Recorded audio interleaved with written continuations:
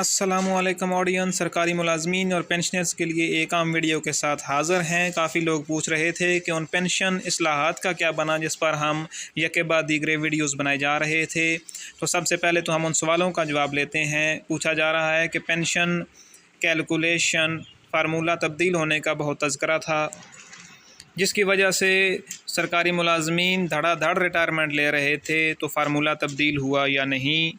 दूसरा सवाल जो पूछा जा रहा है कि रिटायरमेंट की उम्र 60 साल रहेगी या बढ़ेगी। सुना था कि 63 या 65 साल होने जा रही है। इसके अलावा बजट तकरीर में मज़ीद किन पेंशन इस्लाहात का जिक्र किया गया है और फैमिली पेंशन का क्या बनेगा। तो इन सब सवालों के जवाब देंगे। सबसे पहले हम बजट तकरीर के मुतल्लिक़ा नुकात का जायज़ा लेते हैं। आप सामने देख सकते हैं कि लिखा गया है, वफाकी हुकूमत पर खरबों रुपए की अनफंडेड पेंशन लायबिलिटी है। पेंशन के अखराजात में तेज़ी से इजाफा हो रहा है, लिहाजा इन अखराजात को कम करने की ज़रूरत है। हुकूमत ने इस शोबे की इस्लाह के लिए 3 प्रोंग स्ट्रेटजी तरतीब दी है, जिसमें काफ़ी हद तक मुशावरत मुकम्मल हो चुकी है।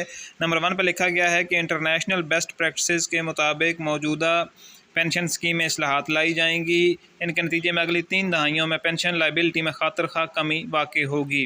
दूसरे नंबर पर बताया गया है कि नए मुलाजमीन के लिए कंट्रीब्यूटरी पेंशन स्कीम मुतारफ़ कराना, जिसमें हुकूमत की कंट्रीब्यूशन हर माह अदा की जाएगी।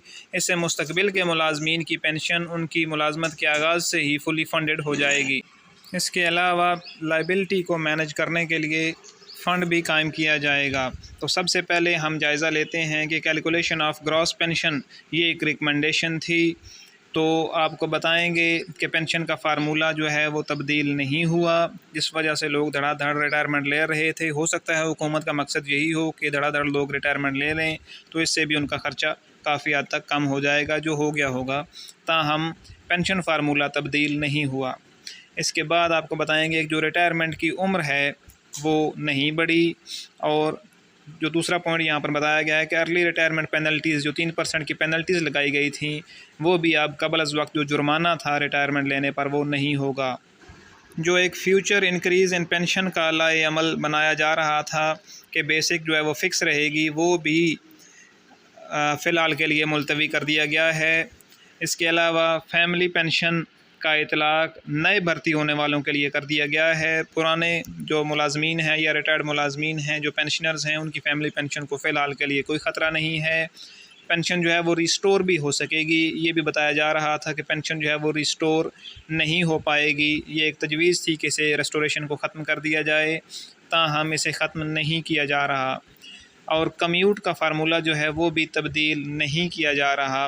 बताया जा रहा था कि कम्यूटेशन का फार्मूला तब्दील होगा, तो वो भी तब्दील नहीं हो रहा। तो ऑडियंस, पेंशन इस्लाहात से मुतल्लिक़ ये थे आपके सवालों के जवाब। मज़ीद अपडेट्स के लिए जुड़े रहिए हमारे चैनल के साथ।